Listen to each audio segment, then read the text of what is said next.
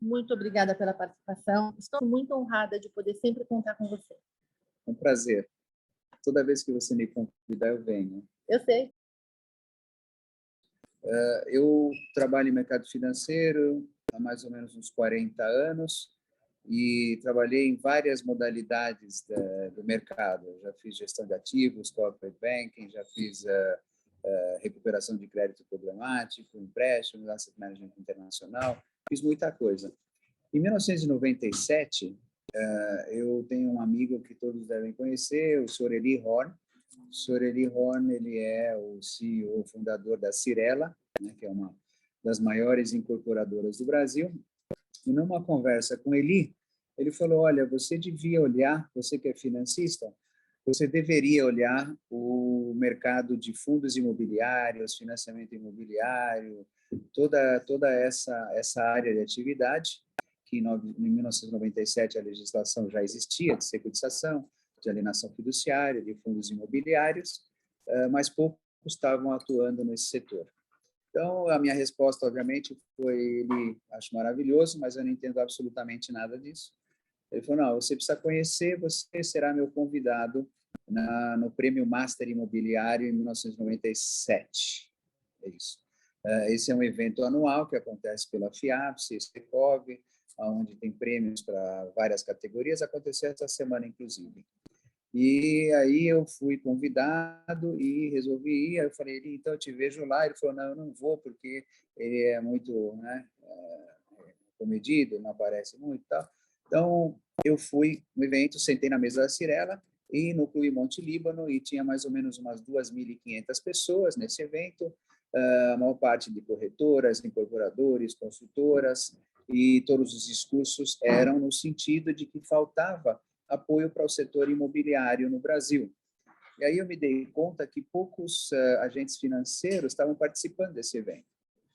Aí eu cheguei no dia seguinte, no Banco Invest, eu era sócio do banco na época, falei, olha, fui num evento ontem, descobri um nicho para nós atuarmos, que é financiamento imobiliário, fundos imobiliários, securitização, né? Obviamente, eles resistiram bravamente durante alguns meses, até que eu consegui um pequeno orçamento para começar essa atividade. De lá para cá, nós formamos uma plataforma em paralelo ao banco, que se chamou Brazilian Finance and Real Estate, e a gente tinha empresas como Brazilian Mortgage, Securities, Capital, e começamos a atuar nesse setor. De 97 até 2012, a empresa cresceu bastante. Nós fomos pioneiros e líderes de mercado em várias modalidades de ativos relacionados ao mercado imobiliário. Começamos com o primeiro fundo de imobiliário para investidores de varejo, que é o fundo do Pátio Shopping Higienópolis, né? O Shopping Pátio Higienópolis. E, a partir disso, fizemos várias coisas. Fizemos uma securitizadora, que cresceu. Fizemos mais de 54 fundos imobiliários, num total de 15 bilhões de reais. Nos tornamos market leader. E, em 2012, tínhamos uma rede de lojas também, 65 lojas, 35 escritórios para originação de crédito imobiliário. Fomos o primeiro a fazer o crédito imobiliário de 30 anos no Brasil. Nós fomos o primeiro, Santander foi o segundo a fazer 30 anos. E nós também tínhamos uma securitizadora muito grande que fazia securitização, que é o CRI, o Certificado de Risco Imobiliário, e nós somos o primeiro no Brasil a pedir para a CVM para poder ter a série subordinada e a série sênior nessas emissões de CRI. Antes era só série única. Aparentemente, a CVM gostou da aprovação que nós pedimos e estendeu esse conceito para os FDICs, né? Então, os FDICs têm série subordinada e série sênior, e isso começou a partir do nosso CRI. Então, tem muitas histórias, mas eu não vou tomar muito tempo de vocês com coisa do passado. Em 2012, nós recebemos uma oferta do BTG Pactual, através do André Esteves, diretamente em person, querendo comprar a plataforma, acabou sendo negociada, e a plataforma foi integrada no Banco Pan e no BTG Pactual. Então, esse é um pouquinho do histórico. Vamos falar um pouco do presidente. Fiquei no BTG como sócio associado durante alguns anos, para fazer a integração das atividades. E depois tem uma passagem pelo Banco UBS de Zurique para ajudar a montar a plataforma para eles.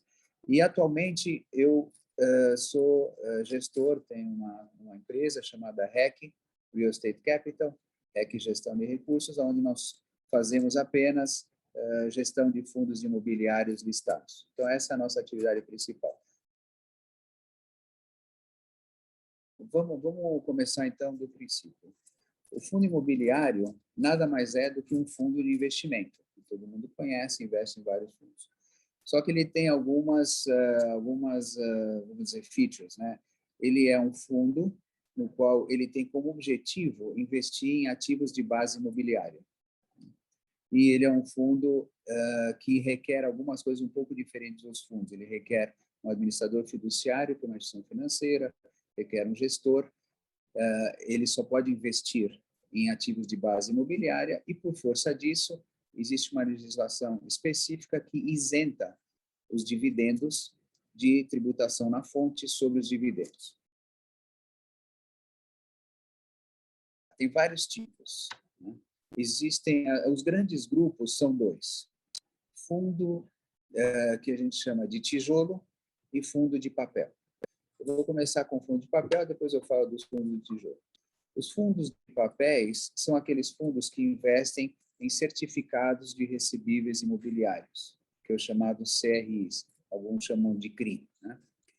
Esses instrumentos, que são os CRIs, no qual os fundos de papéis investem, de papéis investem, são títulos, valores mobiliários, que têm como lastro créditos para empresas ou pessoas físicas que são colateralizados, cuja garantia são imóveis. Então, por exemplo, alguém vai comprar uma casa própria ou um empreendedor está fazendo o desenvolvimento imobiliário de um shopping ou um centro de logística, e os empréstimos que são direcionados a esses devedores, que dão os imóveis como garantia para esses créditos, são securitizados por uma securitizadora e o fundo compra. São títulos de renda fixa. Então, quando você tem um crédito, alguém der um valor X, corrigido por um indexador, IGPM, IPCA, CDI, com uma taxa de juros. Então, é um fundo que investe em títulos de valores imobiliários de renda fixa. São fundos de renda variável que investem em instrumentos de renda fixa. Por que eu digo isso? Porque um fundo de investimento de renda variável, né, ele flutua a sua cotação no mercado secundário. Que é o outro ponto que a gente vai falar da renda. Exato. Versus o valor da cota do fundo. Exato. Então, esses fundos, eles investem nessas obrigações chamadas CRIs e eles distribuem rendimentos mensais. Normalmente, os fundos, tanto de tijolo quanto de papéis, eles são listados na B3, então eles têm uma cotação no mercado secundário, diária, tem negociação diária no mercado secundário. E esses fundos têm uma distribuição de dividendo que é isenta mensalmente, né? É importante que a renda mensal, o dividendo, ele é mais ou menos constante, mais ou menos, tem algumas variações, mas a cota flutua. E a outra modalidade são os fundos chamados fundos de tijolo. O fundo de tijolo, ele adquire a propriedade, não é investimento em títulos de dívida, mas ele é investimento em propriedades. Então, ele tem a matrícula dos imóveis. As modalidades são, pode investir em shopping centers, centro logística, imóveis comerciais, de escritórios, hotelaria, pode comprar hotéis, pode comprar residências para aluguel, né? Então, esses são os fundos de tijolo. A grande diferença é que, num caso, é um título de renda fixa, no qual o fundo investe em renda fixa, e o outro investe em renda totalmente variável, porque o preço do imóvel pode subir, cair, o inquilino pode sair, o aluguel pode subir, o aluguel pode cair. Então, é importante essa distinção. Então, quando você está no fundo de tijolo, você tem não só a remuneração do aluguel, normalmente, mas também a apreciação ou desvalorização do imóvel. Então, ele é realmente um fundo de investimento que é variável, uma renda variável, que investe em ativos que sofrem variação. Essa é a diferença básica. Como é que começou essa história, né? Começou que o brasileiro ele tem como hábito investir em imóveis, né? Isso é um hábito. O brasileiro ele faz poupança, ele compra uma casa, um apartamento, ele aluga, compra uma sala comercial, aluga para um dentista, para um escritório de advocacia, e essa é uma modalidade que vem há muito tempo. 60% dizem, 60%, me corrija se estiver certo, errado, né? 60% da poupança do brasileiro é feita através de imóveis, supostamente. E aí, qual que é o problema do imóvel? O problema do imóvel, de investir diretamente, é que você tem, primeiro, a concentração de risco. Você tem um imóvel, dois imóveis, né? E a outra questão é que você, fora a concentração de risco, você não tem uma liquidez tão fácil para vender o imóvel. Não sei se vocês já tentaram vender imóvel, às vezes pode levar de 1 a 10 anos e não vende nunca, né? Então, você tem a questão da liquidez, você tem a questão da gestão e da concentração de risco e da não capacidade de investir em projetos maiores. Então, você compra uma sala comercial, você compra um apartamento, você não investe num shopping center, você não investe num imóvel que vale 400 ou 500 milhões. O fundo imobiliário, ele dá acesso ao pequeno investidor e ao médio investidor a ter, primeiro, acesso a investimento em imóveis maiores, ter uma diversificação de risco, uma gestão profissional e uma liquidez em mercado secundário. Então, hoje você tem um apartamento de 500 mil reais, você quer comprar uma bicicleta, eu uso esse exemplo extremo, né? E você tem que vender um imóvel de 500 mil reais para comprar uma bicicleta. Hoje elas estão caras, tem bicicleta até de 40 mil. Mas na minha época, a bicicleta era tipo R$ 1.500, alguma coisa assim. Que já era uma cara, tem mais barato que isso. Tem mais barato que isso. Então, os fundos imobiliários, eles vieram para possibilitar o investidor pequeno e médio a ter acesso a essa modalidade. Hoje, o mercado cresceu muito. Quando nós começamos, tinha 600 investidores apenas que investiram no shopping Higienópolis. Hoje, você tem uma massa de 1,5 milhão de investidores, algo da ordem de 140, 150 bi, se eu não tiver desatualizado em fundos listados, né? Então, se tornou muito popular essa forma de investimento. Cresceu muito nos últimos 3 anos por causa da Selic. Quando a Selic caiu muito, os investidores viram que a renda fixa caiu muito, então eles procuraram outras alternativas. A alternativa mais fácil, através dos home brokers e tudo, e compra a cota de R$ 100, foi fundo imobiliário, por isso que se tornou tão popular. Obviamente, muitos desses 1,5 milhão, talvez 90%, talvez ainda não saibam exatamente o que estão fazendo, mas é normal. No começo é assim mesmo, né? Então, a pessoa fala, Selic está dando 2%, o fundo imobiliário está dando 1% ao mês, 0,8% ao mês, vou investir lá, feliz e tal. O cara esqueceu que a cota flutua para cima ou para baixo, né? Tá, tudo bem. E que às vezes o imóvel fica desalugado também, então tem várias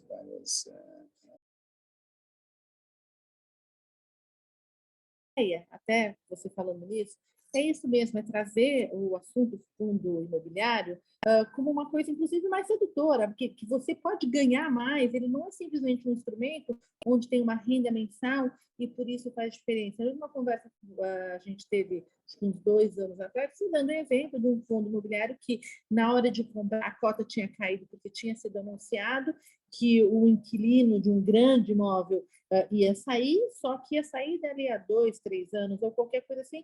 Então, tem essas oportunidades também que as pessoas têm que entender o que é cada fundo, o que ele faz, por que ele está lá. Exato. Esse é um ponto interessante, quer dizer, importante. O investidor, obviamente, qualquer investidor de mercado de capitais, ele tem que ter uma noção boa do que ele está fazendo, né? Em qualquer classe de ativo. Em renda fixa, ele precisa saber qual que é o emissor, o risco do emissor. Em renda variável, ele precisa saber exatamente o que lastreia o investimento dele, seja em fundos imobiliários ou em ações, né? Quando alguém investe numa empresa via mercado de capitais e ações, ele tem que entender o que a empresa faz, qual que é o mercado, quais são os riscos envolvidos nessa atividade. A beleza do fundo imobiliário é que é um investimento de mais fácil compreensão, né? E o mercado e os gestores têm dado uma transparência muito grande. No mercado de fundos imobiliários, a maior parte dos gestores publica um relatório mensal. Então, todo final de mês, publica o dividendo e publica a situação do portfólio. Então, o acesso à informação em fundo imobiliário é muito grande. Minha sugestão: investidor novo, o mesmo investidor que já atua nesse mercado, quando ele decidir por investir num determinado fundo, seja de papel ou seja de tijolo, ele tem que ler o relatório mensal. Primeira coisa, para saber aonde está indo o dinheiro dele, compreender aquilo, entender um pouco os riscos associados a esse tipo de investimento. Porque mesmo fundo de tijolo, você pode ter alguém um fundo que está investindo em lajes corporativas e um que está fazendo uma outra coisa completamente diferente e numa outra região. Então, exato, é muito importante isso. Então, é importante conhecer, porque também você pode, como investidor, achar que esse setor não te atrai, né? Hotelaria eu não quero, por algum motivo qualquer. Foi numas férias num hotel, não gostou, estou chateado, não volto mais e não invisto em hotelaria. Pode acontecer esse tipo de análise muito objetiva. Né? Exatamente. Então, o primeiro passo é o seguinte: é sempre em roda de amigo, consultor, investe lá. Aí você fala, tá bom, vou investir lá, me dá um dia. Aonde está o relatório do fundo? Publicado na gestora, publicado no FNet, veja o que tem lá dentro, veja se aquele ativo que está sendo investido por aquele fundo te dá um certo conforto, né? Depois, a outra coisa que tem que olhar é qual que é o nível de dividendo mensal. Isso é importante, porque muitas pessoas usam o aluguel, que seria um investimento direto, ou o dividendo mensal como uma fonte a mais de completar o orçamento mensal, ou fazer poupança, ou qualquer coisa. Então, qual que é o nível de dividendo que está dando? E comparar com as outras alternativas. E depois, qual que é o nível de liquidez que esse ativo tem no mercado secundário? Alguns fundos imobiliários têm liquidez de R$200 mil por mês, R$200 mil por dia só. Outros, como os fundos grandes da Quineia, que é do Itaú, 12 milhões, ou do Credit Suisse, 12 milhões, 10 milhões de volume diário de negociação. Isso é importante por quê? Porque aí você também calibra o valor do investimento que você quer fazer. Se um fundo tem, por exemplo, 100 mil ou 200 mil de liquidez diária, você não vai investir 2, 3 milhões nesse fundo, né? Então, isso é importante também na avaliação. E, depois de fazer esse investimento, continuar acompanhando a cota, o dividendo mensal, os relatórios mensais, até o ponto que você pode querer continuar ou vender as cotas no mercado secundário. Os fundos imobiliários, eles sofrem impacto, assim como as ações, de muitas variáveis. Então, você tem economia, você tem política, você tem taxa Selic, você tem inflação, você tem Evergrande lá na China, que não, na minha visão não impacta nada aqui, mas impacta no fluxo de capitais que entram no país, saem do país, vão para a China, saem da China, que é o fluxo global de capitais que acaba influenciando nos mercados de renda variável, né?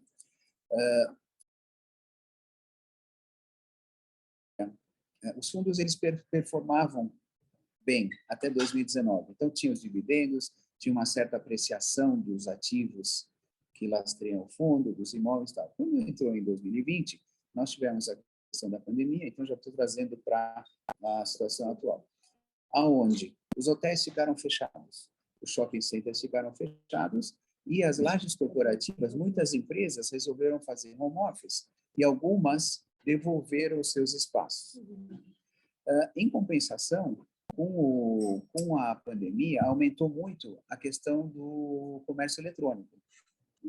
Então, os centros de logística e de distribuição explodiram. A demanda por esse ativo foi enorme. Então, os fundos de investimento imobiliário que investem em ativos de distribuição e logística performaram muito bem, né?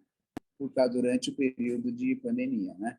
Por quê? Porque a demanda por distribuição e estocagem desse setor é muito maior do que a oferta dos galpões e dos centros de distribuição existentes no país. Então, tem muito desenvolvimento novo, inclusive, desses galpões. Então, hotelaria ficou sem renda, o shopping center sem renda, e, finalmente, lajes corporativas mais ou menos sem renda, porque algumas empresas continuaram nos seus espaços, outras devolveram, né? Então, é esse cenário que nós temos.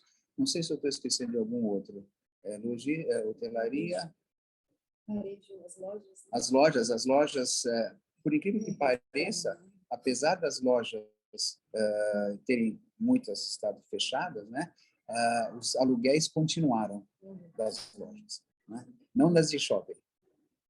Então, teve renda. Exato. Então, e o que acontece? A maior parte do mercado, 90% do mercado, que eu digo os investidores, esse 1,5 milhão, eles olham muito a renda, né? E às vezes esquecem o que tem por trás desse fundo, né? Então, e muitos investidores, muitas vezes, entram só na renda, não sabem nem o que está fazendo. Então, como algumas classes de fundo imobiliário de tijolo tiveram uma queda na sua renda mensal, você teve uma pressão vendedora dessas cotas. Então, todos os fundos... E daí vem o aspecto de ser renda variável, porque o valor da cota flutua. Flutua, exato. Então, os fundos de shopping center, de lajes corporativas e, quem mais está fechado? De hotelaria, as cotas caíram muito, porque o rendimento é baixo. Então, o pessoal faz a conta, eu não quero investir a 0,3, eu não tenho rendimento. Vende.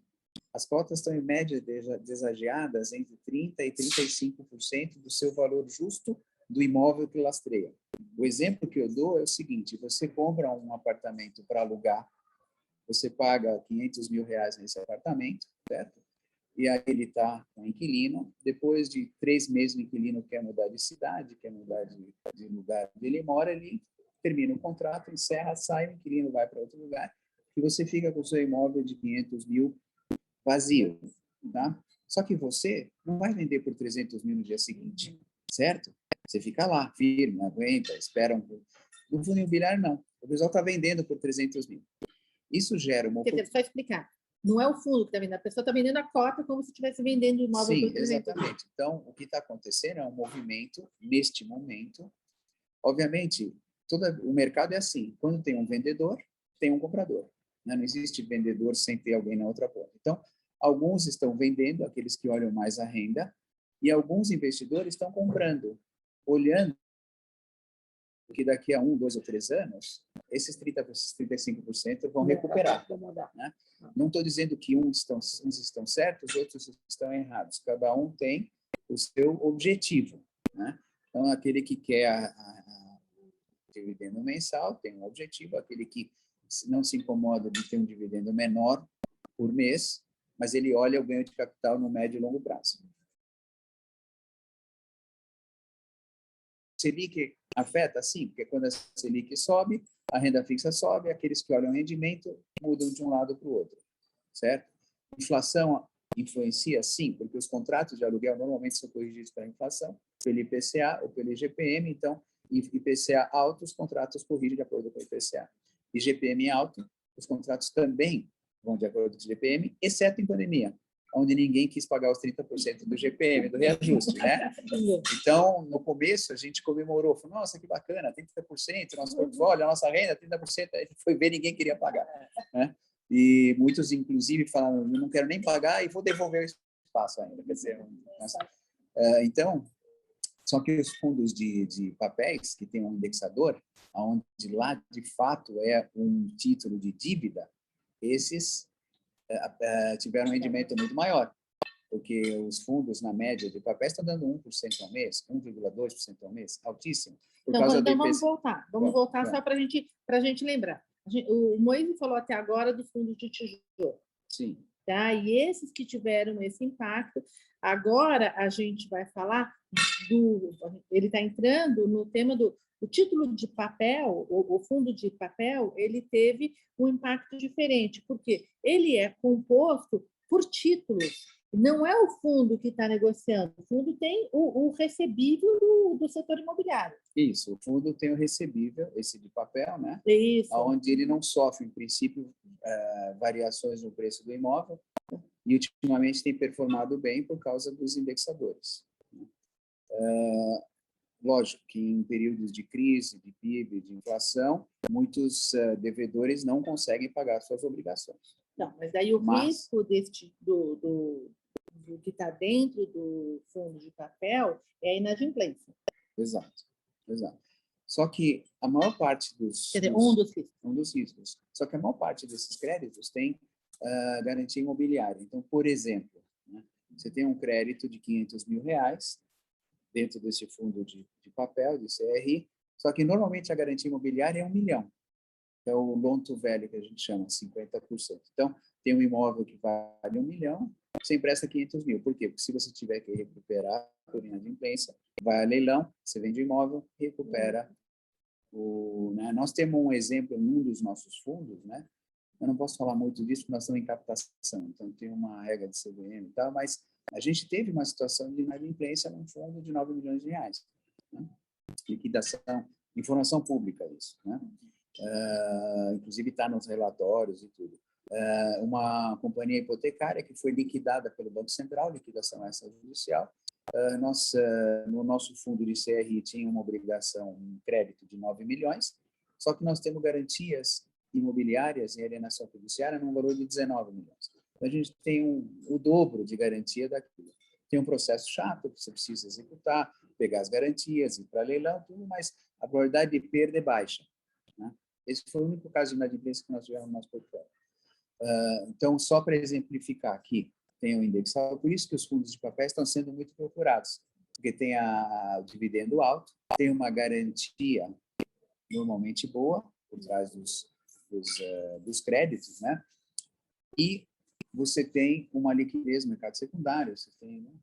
Não tem muita apreciação na cota, porque normalmente os fundos eles distribuem 95% por força da CVM, tem uma obrigação de distribuir 95% dos rendimentos mensais, né? Um período de 6 meses. Então, ele fica, o que a gente chama careca. Então, tem a renda, distribui tudo e fica... Então, a cota não deveria variar muito. Mas o mercado, como corre atrás desses papéis, às vezes a cota ela dá um certo ágio, né?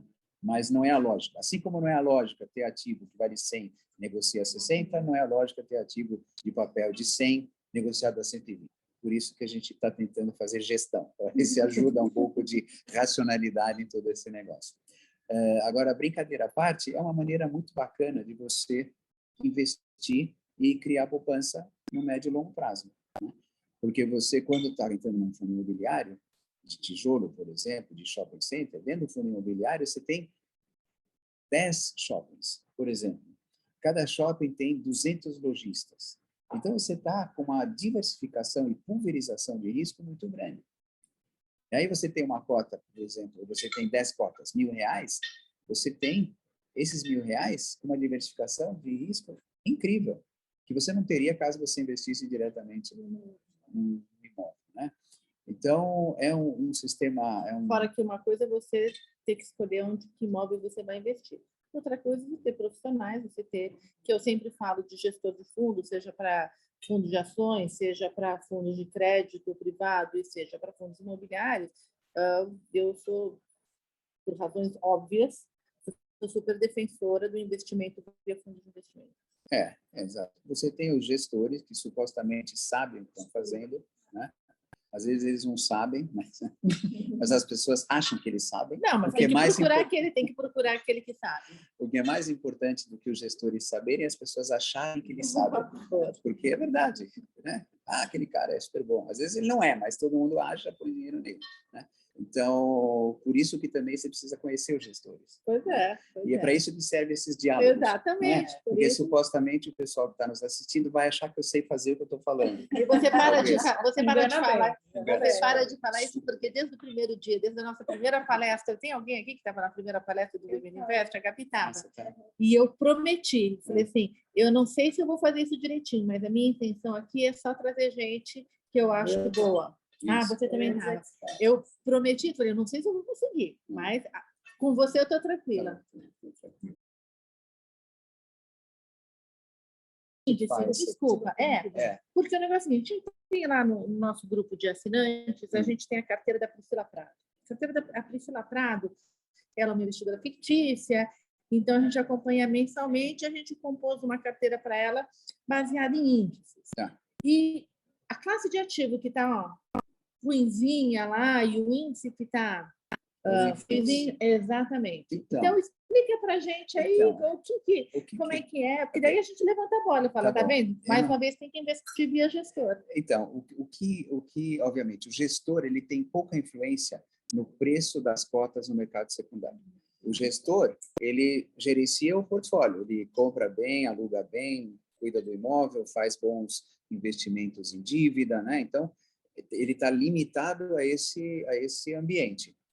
Ele não tem influência sobre a cota. A cota é uma consequência se ele faz bem o trabalho, né? A cota sobe.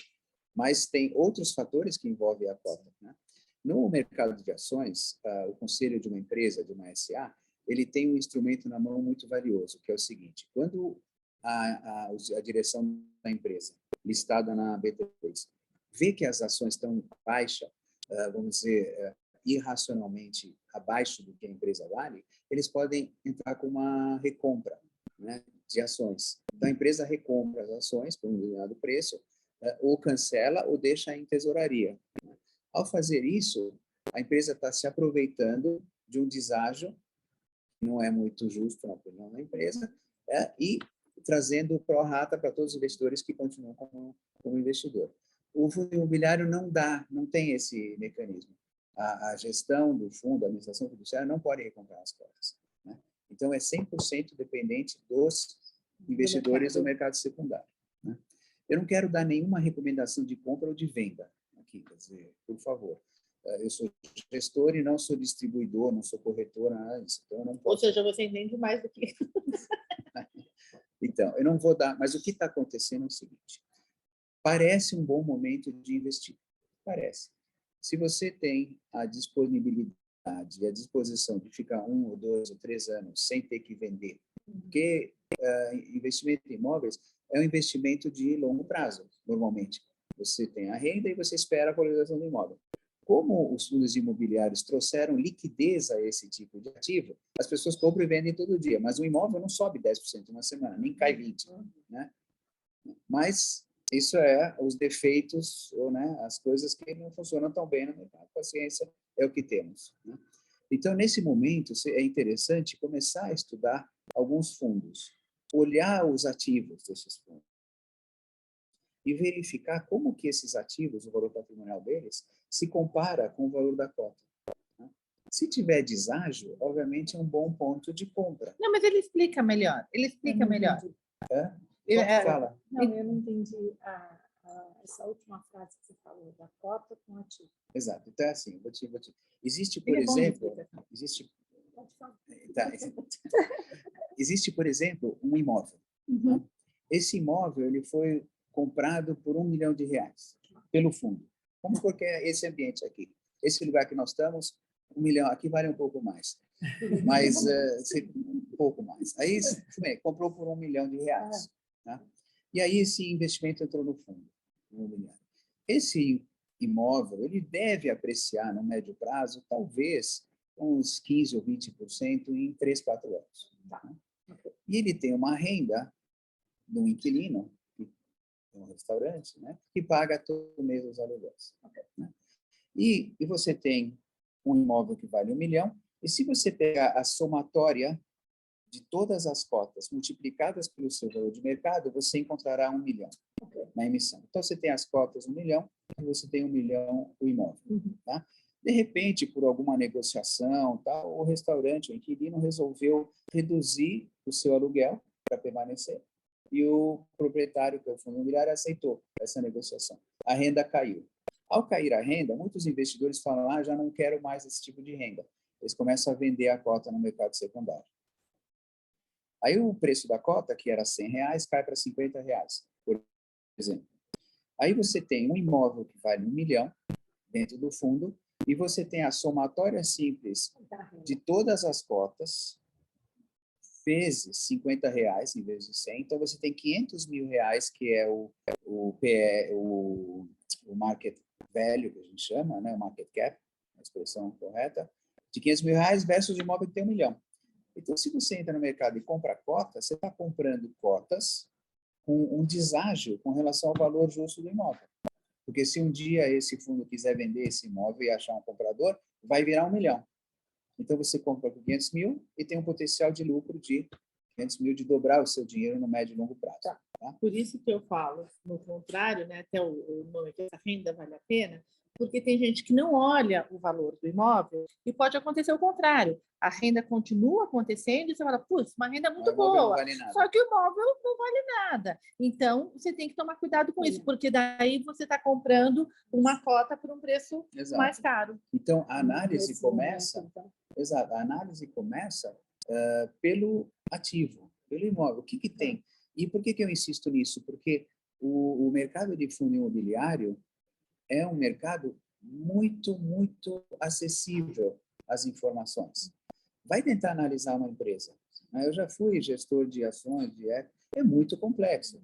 Você tem os ativos, a indústria, o mercado, o marketing, o ciclo de conversão de ativos, a situação financeira da empresa, alavancada ou não, né? Então, é muito difícil avaliar ações. Fundo imobiliário, cotas de fundo imobiliário é muito simples. Basta se dedicar, né? Basta ter um certo tempo.